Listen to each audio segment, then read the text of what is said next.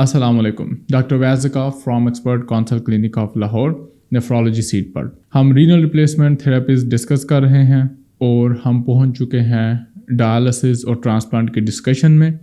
آج ہم فوکس کرتے ہیں ہیمو ڈائلسس پر. ہیمو ڈائلسس اس کو اس لیے کہتے ہیں کیونکہ اس میں بہت زیادہ بلڈ انوالو ہوتا ہے. ہیمو ڈائلسس کی سٹیج پر یا رینل ریپلیسمنٹ تھراپی کی سٹیج پر آپ دو طریقوں سے پہنچ سکتے ہیں. ایک تو یہ کہ آپ لمبے طور پر اپنے نیفرولوجسٹ کے ساتھ فالو اپ کر رہے تھے اور اب آپ کی کڈنی سٹیج 3, 4 اور 5 کے بعد بالکل فیلئر کی سٹیج پر پہنچ چکی ہے اور آپ کو ڈائلسس شروع کرنا پڑ گیا ہے. اور دوسری طرف یا تو آپ کی کڈنی اچانک بہت زیادہ خراب ہو گئی ہے جو کہ ریورسیبل ہے، یا آپ کو اپنی کرونک کڈنی ڈیزیز، آہستہ سے بڑھتی ہوئی کڈنی ڈیزیز یا گردے کے مرض کا احساس ہی نہیں تھا اور آپ اچانک ڈائلسس پر پہنچ گئے ہیں.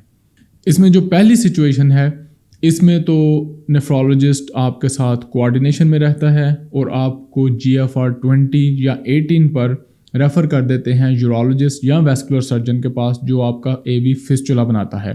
اور اس صورت میں جہاں آپ کو اچانک ڈائلسس کی ضرورت پڑ جاتی ہے، اس میں آپ کو ایک پلاسٹک کی نالی کے ذریعے ڈائلسس کیا جاتا ہے. کوئی بھی ڈائلسس کرنے کے لیے سب سے امپورٹنٹ چیز ہوتی ہے ایکسیس، یعنی کہ آپ نے مشین تک خون پہنچانا کیسے ہے. تو اس کے لیے جو سب سے گولڈ سٹینڈرڈ میتھڈ ہے وہ ہے AV فسچولا. AV فسچولا بیسیکلی ایک چھوٹی سی سرجری کے ذریعے بنایا جاتا ہے آپ کی صاف خون والی نالی اور گندے خون والی نالی کے درمیان.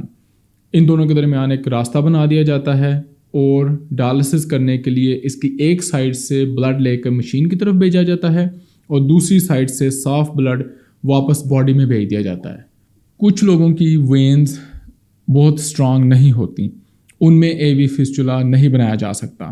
ان پیشنٹس میں سرجن ایک سنتھیٹک مٹیریل یوز کرتا ہے جو کہ ایک ٹیوب کی شکل میں ہوتا ہے اور بالکل AV فسچولا کی طرح وہ اس ٹیوب کی ایک سائڈ کو کنیکٹ کر دیتا ہے صاف خون والی نالی کے ساتھ اور دوسری سائڈ کو کنیکٹ کر دیتا ہے گندے خون والی نالی کے ساتھ. اس کو بھی بالکل AV فسچولا کی طرح ہی یوز کیا جاتا ہے اور یہ بھی کافی سیکیور ایکسیس ہوتی ہے. تیسری یا سب سے نامناسب ایکسیس جو ہنگامی حالات میں ہمیں یوز کرنی پڑتی ہے وہ ہے کیتھیٹر، جو کہ یوزولی گردن کی ایک بڑی خون کی شریان میں ڈالی جاتی ہے اور اس کو یوز کر کے ڈائلسس کیا جاتا ہے.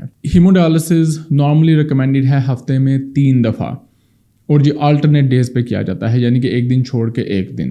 پاکستان میں اور دوسرے غریب ممالک میں یہ ڈائلسس ہفتے میں 2 دفعہ کیا جاتا ہے اور اس کی ساری وجہ صرف غربت ہے یا فائنانس کی کمی ہے.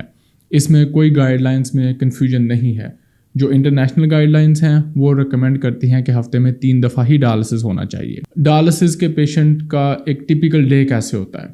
ڈائلسس کا پیشنٹ ڈائلسس سینٹر میں آتا ہے. سب سے پہلے اس کا ویٹ کیا جاتا ہے، اس کے وائٹلز یعنی کہ بلڈ پریشر وغیرہ چیک کیا جاتا ہے. اس کے بعد اس کو چیئر پر لٹا کر مشین کے ساتھ ہک اپ کر دیا جاتا ہے جس میں ایک نیڈل صاف خون والی نالی میں ڈالی جاتی ہے اور دوسری نیڈل دوسرے سرے پر ڈالی جاتی ہے جس میں سے بلڈ مشین میں سے نکل کر واپس جسم کی طرف جاتا ہے. مشین کے اوپر اٹیچ رہ کر جو سارا ڈائلسس کا پروسیس ہے وہ تقریباً 3 گھنٹے 50 منٹ یا 4 گھنٹے کا ہوتا ہے. کچھ پیشنٹس جو بہت زیادہ برداشت نہیں کر سکتے اور ان کا کم باڈی میس ہوتا ہے، ان میں نیفرولوجسٹ کم وقت کا ڈائلسس بھی ریکمینڈ کرتے ہیں، لیکن ڈائلسس کرنے کا جو سٹینڈرڈ وقت ہے وہ تقریباً 4 گھنٹے ہے.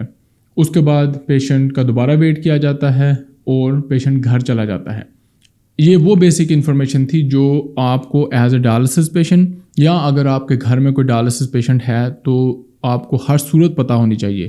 لیکن اس کے علاوہ ہیمو ڈائلسس کی اور بہت زیادہ ڈیٹیلز ہیں جن کو ہم اگلی ویڈیوز میں ڈسکس کریں گے. آج کے لیے اتنا ہی. اپنا ایکسپیرینس اوپینین ضرور شیئر کریں. ملاقات ہوگی اگلی ویڈیو میں. اللہ حافظ.